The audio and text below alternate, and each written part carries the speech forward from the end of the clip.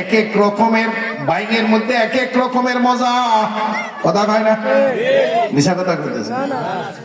ইলিশ মাছ খেয়ে দেখবেন, ইলিশ মাছের লেজের মাছ এক মজা, মাথার মাছ আরেক মজা, পিঠের মাছ এক মজা, পেটের মাছ আরেক মজা।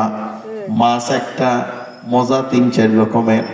গরুর গোশত খেয়ে দেখবেন, পিছনের রানের গোশতের মজা একরকম, আবার দাঁড়ার গোশত খেয়ে দেখবেন আর মজা আরেক রকম, সিনার গোশত খেয়ে দেখবেন মজা আরেক রকম, সামনের রানের গোশত খেয়ে দেখবেন মজা একরকম, ষাঁড় গরুর গুজের গোশত খেয়ে দেখবেন মজা একরকম, মাথার গোশত খেয়ে দেখবেন আরেক রকম।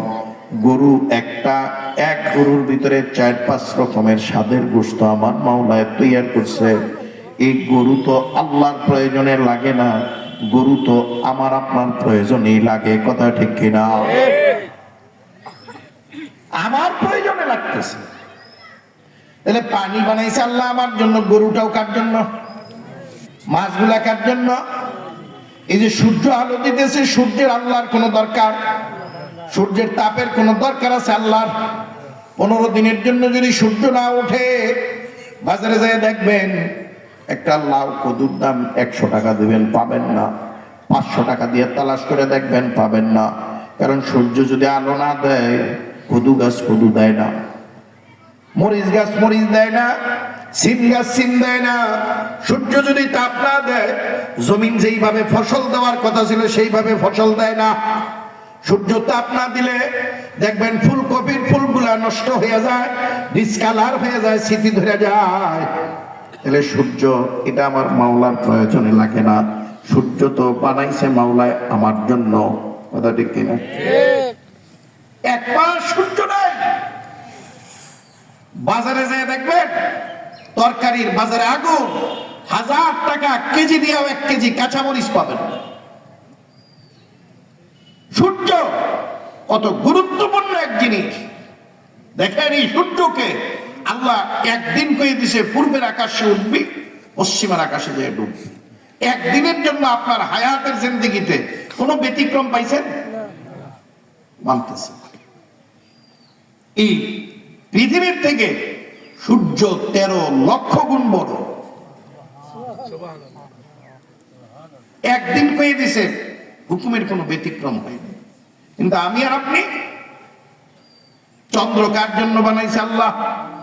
আল্লাহর প্রয়োজনে চন্দ্র লাগে। আবার যদি শুধু সূর্যই হয়, কোনোদিন যদি বৃষ্টি না হয়, সৌদি আরব যায় দেখবেন একটা গাড়ি আপনি বাইরে ভেঙে ফেলাবেন, কেউ কিচ্ছু বলবে না। একটা গাছ কেটে ফেলাবেন, একটা গাছ মেরে ফেলাবেন, দেখবেন আপনার বিরুদ্ধে মামলা হয়ে গেছে।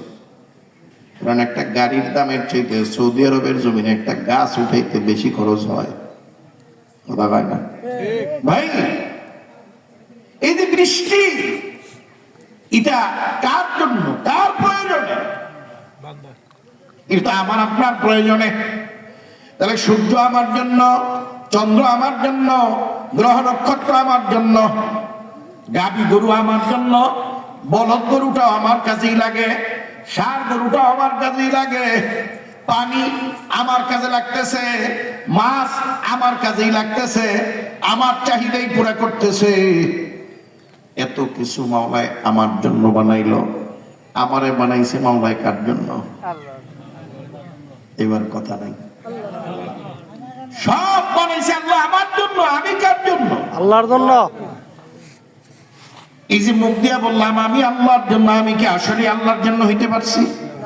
বুকে হাত দিয়ে বলেন তো, সত্যি কথা বলবেন। আমি তো আল্লাহর জন্য হই নাই। আমি তো হয়েছি বিবির গোলাম, আমি তো হয়েছি বাচ্চার গোলাম, আমি তো হয়েছি দুনিয়াদার ফাসেক ফুজ্জার নেতার গোলাম, আমি হয়েছি দুনিয়ার চেয়ারম্যান মেম্বারের গোলাম, আমি হয়েছি দলের নেতা নেত্রীর গোলাম, আমি হয়েছি ধনী ব্যক্তির গোলাম, পয়সাওয়ালার গোলাম, শিল্পপতির গোলাম। আসলে তো আমি আল্লাহর গোলাম হইতে পারি নাই। অথচ আমার আপনার আল্লাহর গোলামিটা আগে করার দরকার ছিল। কথা ঠিক না? যদি আল্লাহর গোলামি ঠিকঠাক মতো করতাম, তাহলে দুনিয়ার কোন মানুষের গোলামি আমার করা লাগতো না। কথা ঠিক কিনা? ঠিক। যখন আপনি আল্লাহকে সত্যি আল্লাহ হিসাবে মেনে নিবেন, মনে প্রাণে মেনে নিবেন, আপনার বিপদে আপদে বালা মুসিবতে আল্লাহ আপনাকে কুদরতি হাত দিয়ে সাহায্য পাঠাইয়া দিবে। সুবহানাল্লাহ।